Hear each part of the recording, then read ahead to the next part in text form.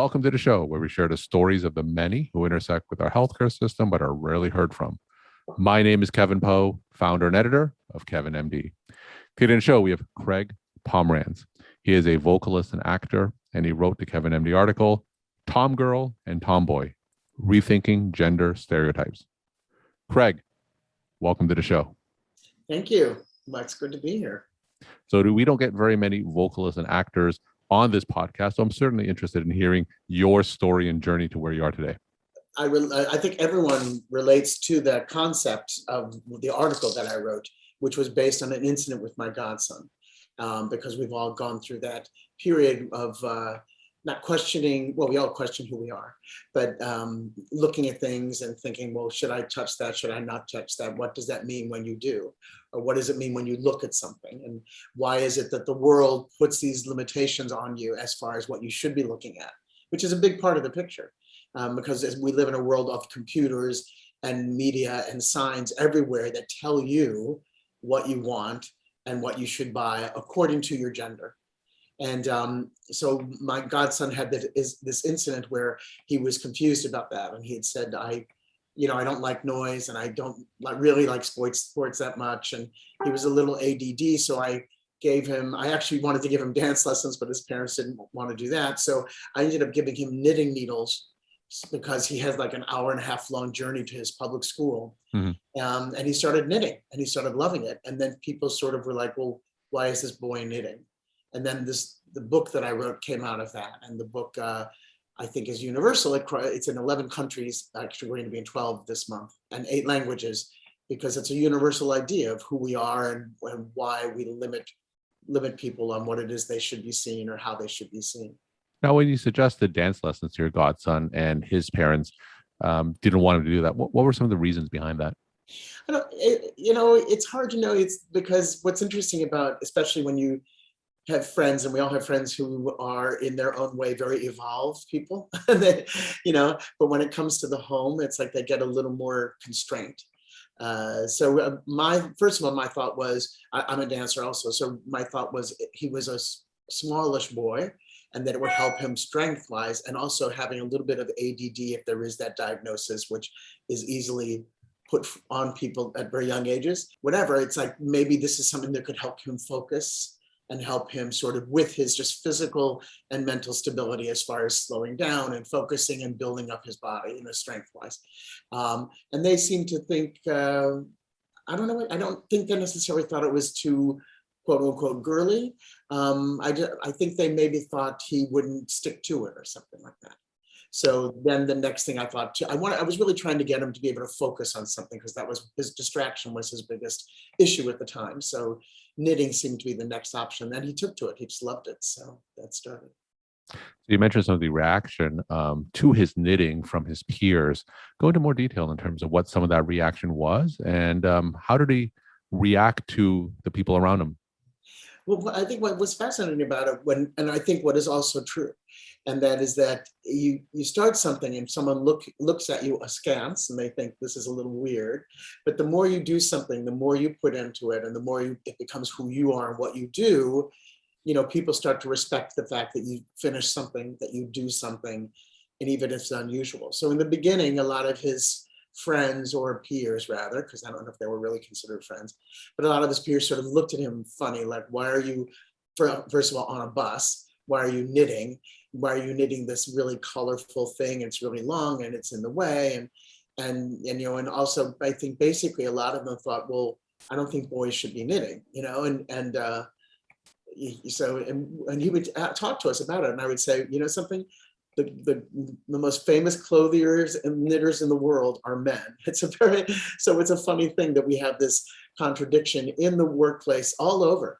It's like when should boys be cooking is always sort of used to be, not as much now, but used to be such an issue.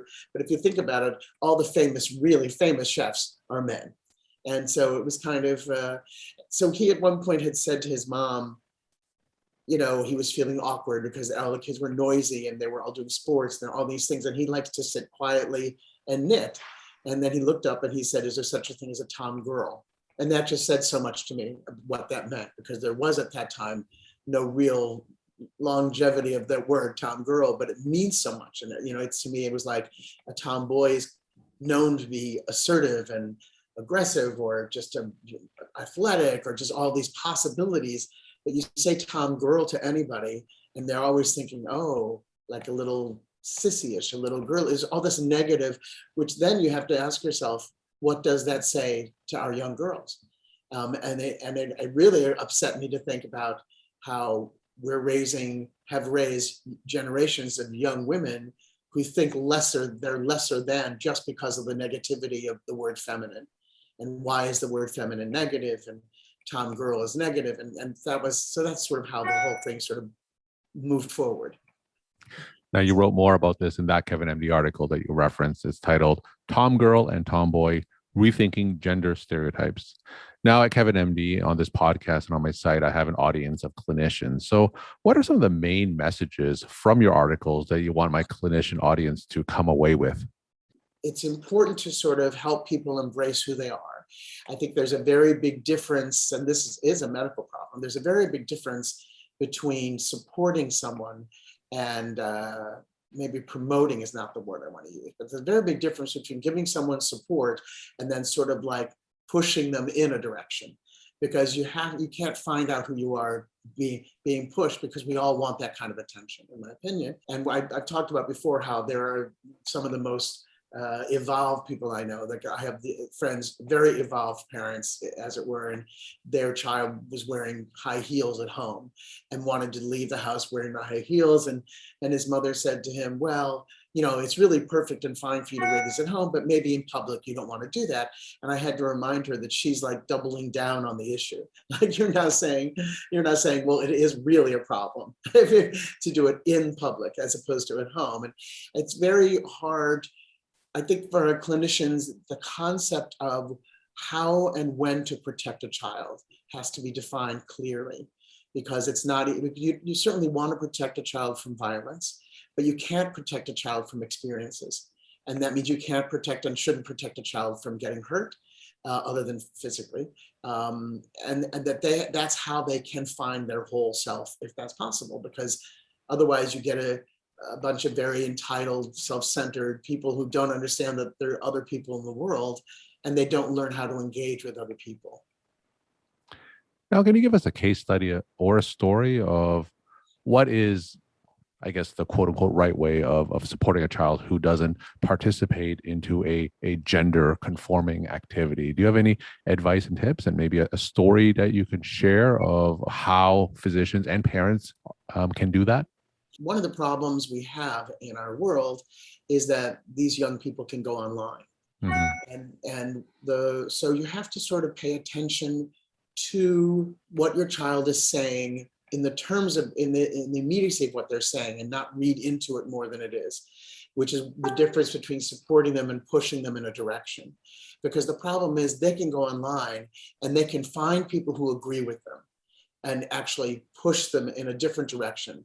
And therefore they themselves are not in their own selves finding out who they are. And that's difficult, because you can't watch your child every minute. So that's one thing that I would say. But I think that if it's old fashioned, but it's true. And it's just, you really have to be at eye level and communicate with your child and say, what your feelings are feelings, and they're valuable feelings.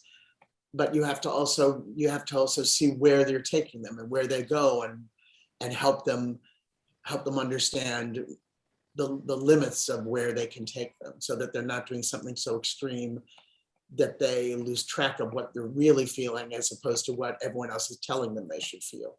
Because a lot of their feelings seem to come from outside sources, because they're trying to learn and they're trying to grow. So outside sources are not there, and you have to engage in these things. We live in a world where you can't ignore technology. When you say that these children are online, of course, we can't ignore the influence of social media, right? So can you comment on the role of social media in terms of discouraging or even encouraging children who want to participate in activities that may not conform to gender stereotypes? Because I can understand how social media can be discouraging, but sometimes social media can help children find people who are like themselves. So comment on the role of social media in this issue.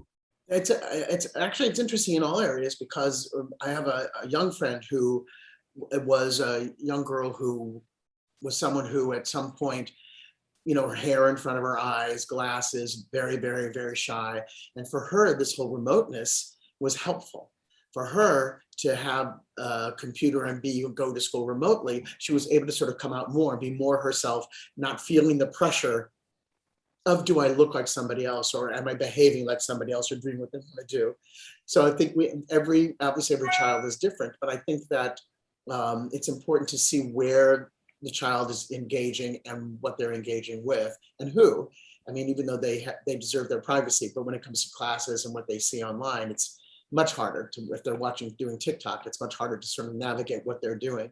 But they're influenced by it, and you have to allow them to make their mistakes, as long as they're not violent.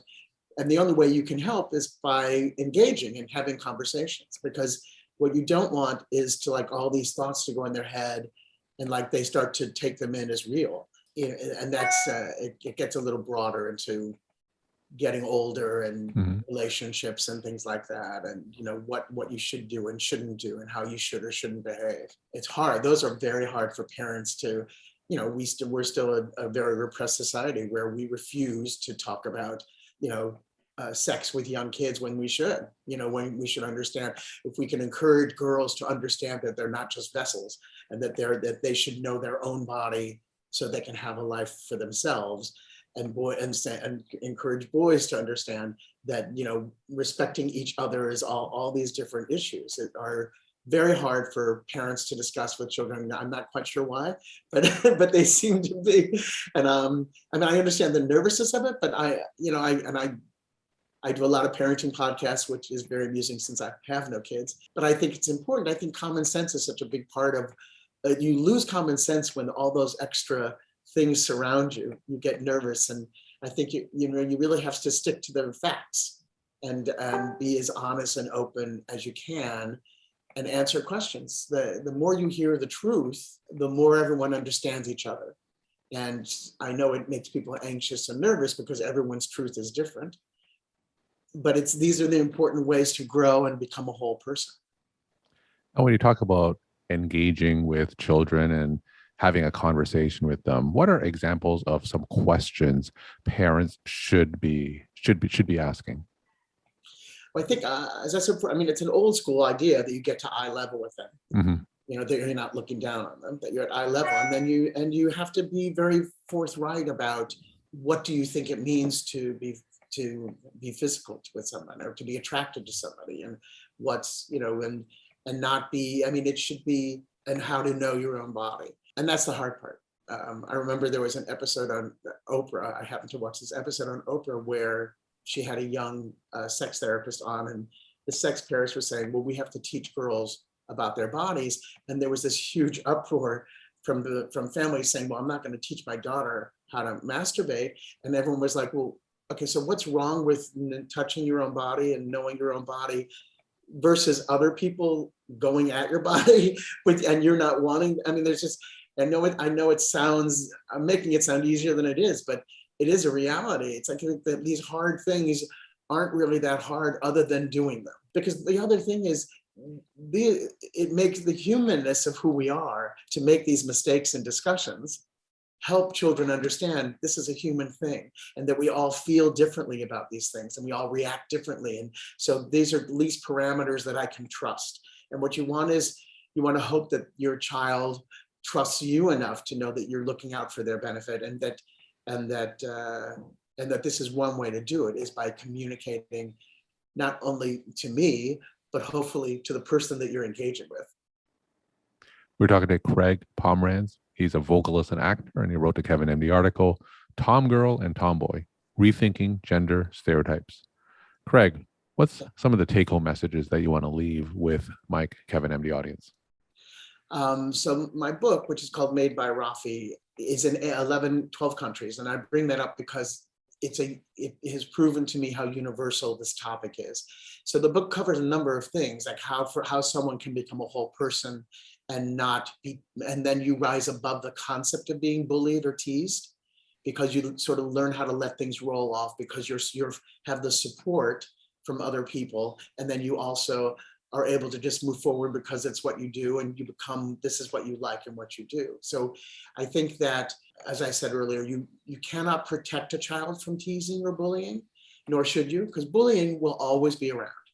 And I find that very difficult, this conversation about stop the bullying, because that's not the answer. The answer to me is to give kids the tools so that they don't become victims to bullying. And that's a much easier, but that's a better way to look at it, because there will always be bullies. So, but when you can give someone the tools to be either more confident or to be able to let something roll off their back. So that's really more the issue to me, is give people the tools so that they don't become victims. And how can people reach you and find your book? I'm at craigpomranz.com, and my book it's on Amazon and stuff like that, but you can certainly call me or write to me at craigpomranz.com. I have copies and can send them to you, which I'm happy to do. And you can order them for your libraries. I think they should be in every library. And it's about to come out it's being published in India with a new illustrator, which is what I'm excited about, is that as it goes to different countries, I'm excited about different illustrators putting their picture on it. So that's very exciting to me. Craig, thank you so much for sharing your time and insight. And thanks again for being on the show. Thank you, Kevin.